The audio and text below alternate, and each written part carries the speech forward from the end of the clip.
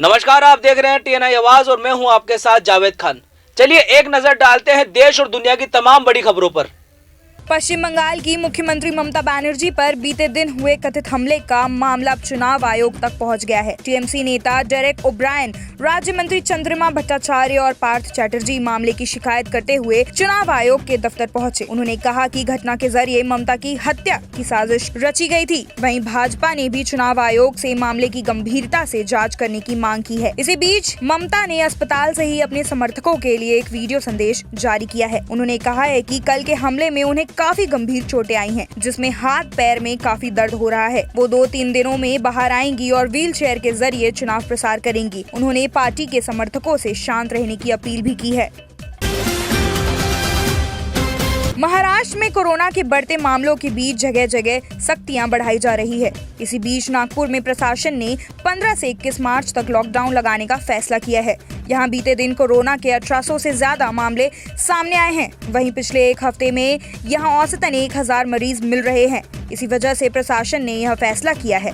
इस दौरान सिर्फ जरूरी सुविधाओं को ही छूट मिलेगी। उधर महाराष्ट्र में बीते 24 घंटे में 13,659 नए मामले सामने आए हैं।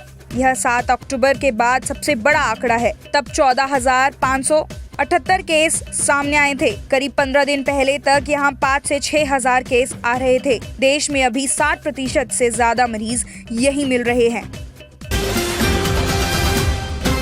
मध्य प्रदेश में इंदौर स्थित राला मंडल सेंचुरी से निकला तेंदुआ बुधवार रात निलंबोदी स्थित रहवासी इलाके में घुस गया। उसने हमला कर 4 लोगों को घायल कर दिया है। इनमें एक ही परिवार के 3 लोग शामिल है। इसके बाद 23 घंटे चले रेस्क्यू ऑपरेशन के बाद दूसरे दिन गुरुवार दोपहर करीब 1:30 बजे तेंदुए को बेहोश करके पकड़ा गया है। हालांकि इलाके में अब भी दहशत के कारण लोग घरों से निकल नहीं रहे हैं। बिल्कुल कर्फ्यू जैसे हालात हैं। बुधवार को राला मंडल से निकला तेंदुआ खंडवा रोड पर न्यू रानीबाग क्षेत्र की शिवधाम कॉलोनी में देखा गया था। गुरुवार सुबह जब सर्चिंग हुई तो वह निलंबोदी क्षेत्र में मिला। वन विभाग की टीम जब उसके पीछे भागी तो वह खेमराज राठौर के घर में जा घुसा। इस समय खेमराज बाथरूम में नहा रहे थे। उनकी पत्नी पद्मा किचन में खाना बना रही थी। तेंदुए ने उसकी पत्नी पर पीछे से वार किया। उनकी पीठ पर खरोच आई है। पत्नी की चीख सुनकर खेमराज बाथरूम से निकले तो तेंदुए ने उन्हें भी घायल कर दिया। इसके बाद तेंदुआ पीछे के दरवाजे से निकलकर पड़ोस में बन रहे एक मकान में घुस गया। यहाँ चौकीदार सुखलाल के नाती नातिन खेल रहे थे। तेंदुए ने एक नातिन को मुंह में दबा लिया। बच्ची की मां चीखी तो वह बच्चे को छोड़कर चौकीदार पर ही लपका। आखिरकार गीता के परिवार की 5 साल बाद तलाश पूरी होती नजर आ रही है। महाराष्ट्र के औरंगाबाद शहर के वाजुल में मीना पांड्रे ने गीता को अपनी बेटी बताया है। गीता भी उनसे मिलने पहुंची थी। परिवार का दावा है कि उसका असली नाम राधा वाघमरे है। उसके पिता की मौत हो चुकी है। मां ने दूसरी शादी कर ली है। मीना के मुताबिक उनकी बेटी के पेट पर जले का निशान था। गीता के पेट पर जले का निशान मिला है। हालांकि अब तक दोनों को डीएनए टेस्ट करवाना बाकी है। वर्तमान में गीता महाराष्ट्र के परभणी में रहती है। दिव्यांग गीता के 2015 में पाकिस्तान से तत्कालीन विदेश मंत्री के प्रयासों से इंदौर लाया गया था। उसे इंदौर की मूक बधिरों की संस्था में रखा गया था। इसके बाद उसके माता पिता की तलाश भी शुरू हुई थी। बोल और सुन ना पाने की वजह से गीता से ज्यादा जानकारी नहीं मिल पाई थी। देश भर से दंपतियों ने गीता को अपनी बेटी होने का दावा किया था, लेकिन किसी का डीएनए नहीं मिला। इसके बाद माता पिता की तलाश जारी रही। इंदौर के आनंद सर्विस सोसाइटी के ज्ञान पुरोहित ने बताया कि गीता के पिता की मौत हो चुकी है। मां ने दूसरी शादी कर ली थी। गीता अपनी मां से मिलने पहुंची थी। परिवार ने बताया कि गीता का असली नाम राधा वाघमरे है।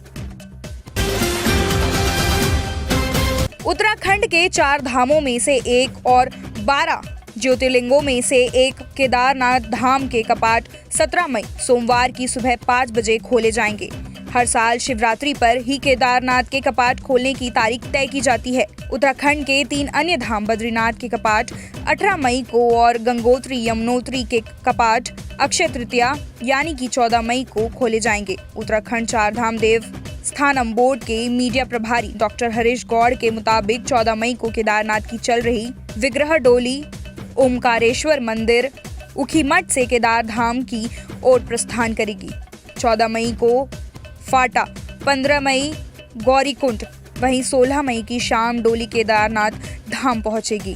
17 की सुबह मंदिर के कपाट खोल दिए जाएंगे। बेंगलुरु में ऑर्डर कैंसिल करने पर महिला पर हमला करने वाले डिलीवरी बॉय को गिरफ्तार कर लिया गया है। बेंगलुरु डीसीपी ने इसकी पुष्टि भी की है। घटना मंगलवार रात की है, जब ऑनलाइन फूड ऑर्डर करने वाले जोमैटो कंपनी के डिलीवरी बॉय ने महिला के नाक पर पंच जड़ दिया, जिससे उनकी नाक की हड्डी टूट गई है। हितेशा का कहना है कि उन्होंने जोमैटो से दोपहर के 3:30 बजे फूड ऑर्डर किया था, लेकिन डिलीवरी बॉय शाम के करीब 4:30 बजे तक भी नहीं आया, तो उन्होंने कस्टमर केयर पर फोन कर ऑर्डर कैंसिल करने की बात कही। इसके कुछ देर बाद डिलीवरी बॉय आया तो उन्होंने ऑर्डर लेने से मना कर दिया। इस बात पर दोनों के बीच बहस होने लगी।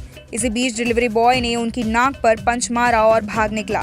इसके बाद हितेशा के नाक से खून निकलने लगा। उनकी हड्डी भी फ्रैक्चर हुई है।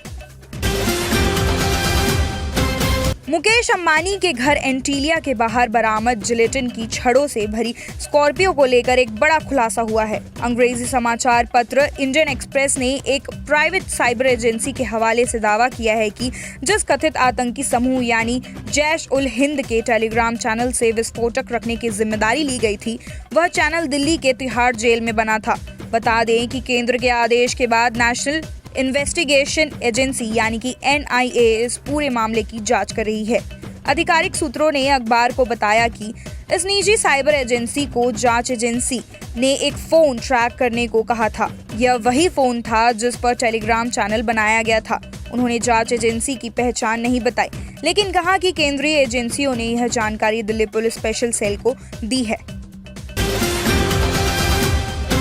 अंतर्राष्ट्रीय ख्याति प्राप्त मूर्तिकार पद्म भूषण से सम्मानित राम सुतार के घर से घरेलू सहायक 26 लाख रुपए की नकदी और लाखों की ज्वेलरी लेकर फरार हो गया है।